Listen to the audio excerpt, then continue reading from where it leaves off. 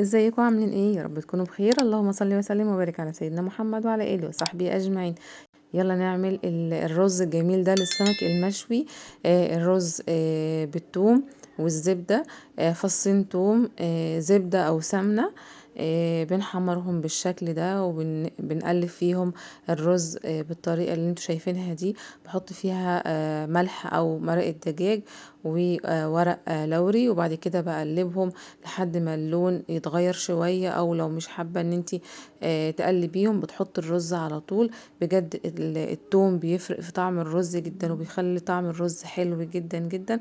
جربوا الطريقة دي وان شاء الله تعجبكم. طريقة مختلفة وحلوة جدا على السمك المشوي. يا رب الطريقة تعجبكم. ما تنسوش تعملوا لايك واشتراك في القناة وتفعيل الجرس على الكل علشان يوصلكم كل جديد مني. اشوفكم على خير في فيديو جديد. مع السلامة.